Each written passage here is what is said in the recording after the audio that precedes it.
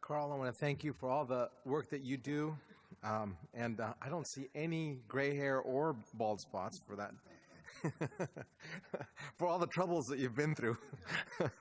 I want to remind everybody that whether you take a bus or a bike or a car, you're actually on a road.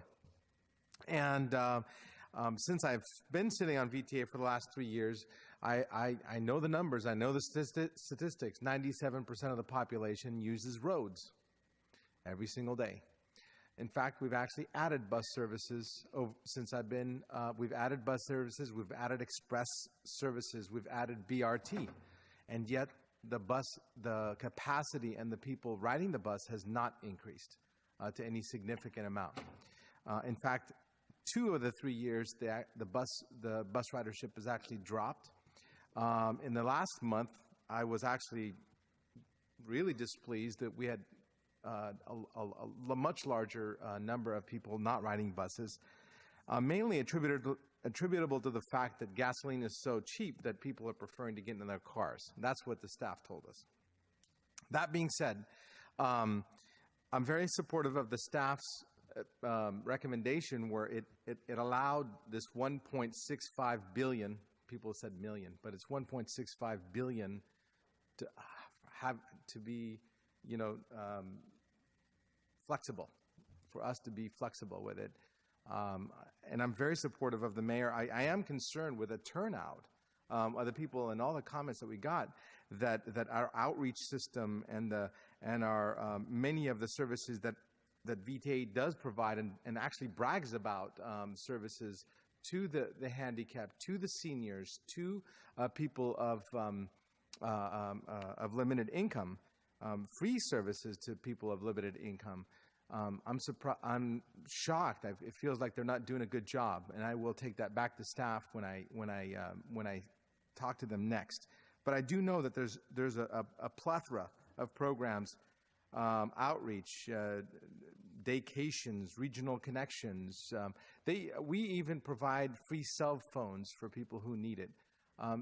Outreach is out there. We spend millions on outreach every year to pick up seniors and people who don't have the capability of driving to the senior centers where they pick up the meals. That is such a wonderful program, and I want to make sure that the seniors know that we do support them, and I want to make sure that they are receiving the services that they deserve and need.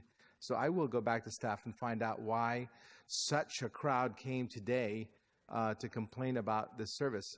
We're not in any way planning to take it away, and I would agree with Carl's assertion that we should increase it in some manner.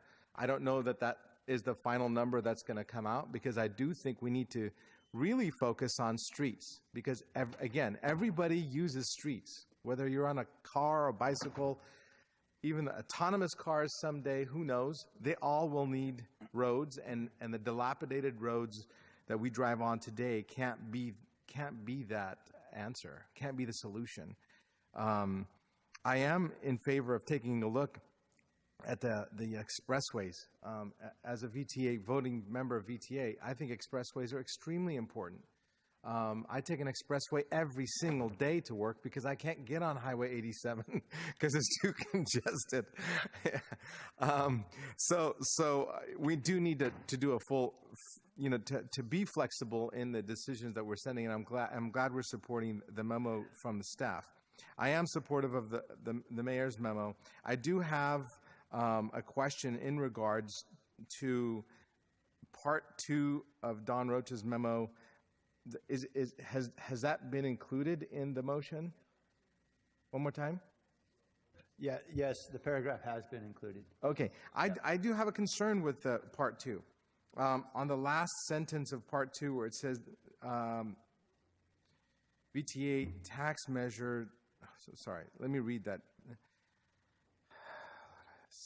San Jose's approach to transit incentives and express San Jose interest in pursuing an opportunity that may be presented by the VTA tax measure to facilitate the construction of affordable housing. Now, That's vague to me. Are we saying that we are asking VTA to build affordable housing?